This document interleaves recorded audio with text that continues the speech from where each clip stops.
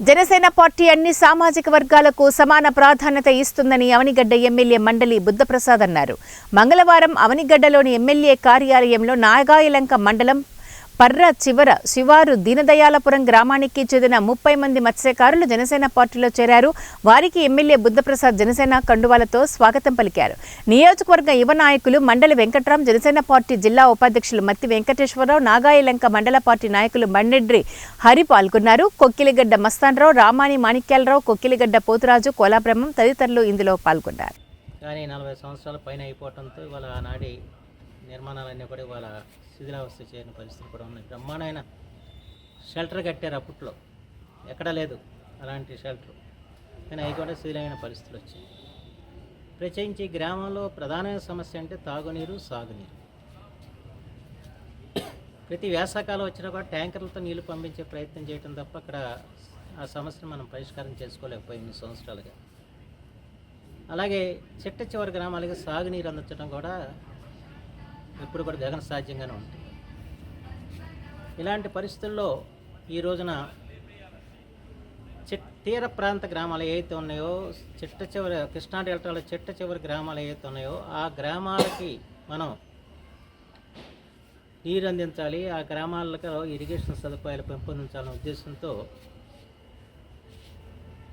శ్రీ దేవనపోయిన వెంకటేశ్వరరావు గారు, ఆయన రామకృష్ణాపురం మాజీ సర్పంచి, వారిని ఈ రోజున ప్రాజెక్ట్ కమిటీ అధ్యక్షుడు చేయడం జరిగింది. ఒక బలహీన వర్గాల వ్యక్తిని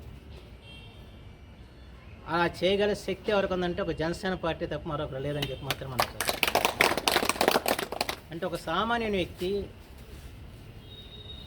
తీర ప్రాంత గ్రామాల్లో సాగునీరు లేక 4-5 వేల ఎకరాలు పంట పండించుకొని ప్రదేశంలో ఉన్న వ్యక్తి ఇవాళ అలాంటి వ్యక్తి చేతిలో వాళ్ళ ప్రాజెక్ట్ కమిటీని పెడితే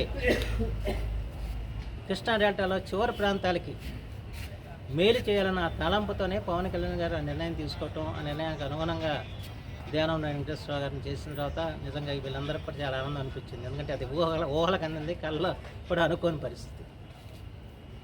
ఎందుకంటే ఇవాళ మేము ఒకటే జనసేన ఆలోచన విధానం ఏంటన్నది అర్థం చేసుకోవాలని చెప్పుకోతున్నాను. జనసేన ఆలోచన విధానం కులాలకు అతీతంగా ఇచ్చినటువంటి సామాజిక న్యాయాన్ని అందరికీ అందించాలి.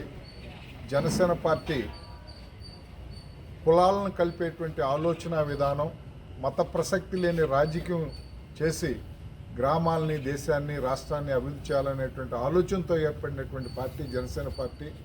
అలాంటి జనసేన పార్టీ మూల సిద్ధాంతం అయినటువంటి కులాలను కలిపే ఆలోచన విధానంతో ముందుకు వెళ్ళాలనేటువంటి సిద్ధాంతానికి ఆకర్షితులై పెద్దలు మన ప్రీతమ నాయకులు మండలి బుద్ధప్రసాద్ గారు నాయకత్వ పటిమను గుర్తించి ఏదైతే ఈ నియోజకవర్గంలో వారి నాయకత్వంలోని నియోజకవర్గం అభివృద్ధి చెందుతుంది, ఏదైతే వారి నాయకత్వంలోని మన గ్రామసీమల్లో ఉన్నటువంటి మౌలిక సమస్యల పరిష్కారం దొరుకుతుందనేటువంటి ఒక మహత్తరమైనటువంటి ఆశయంతో జనసేన పార్టీలో చేరినందుకు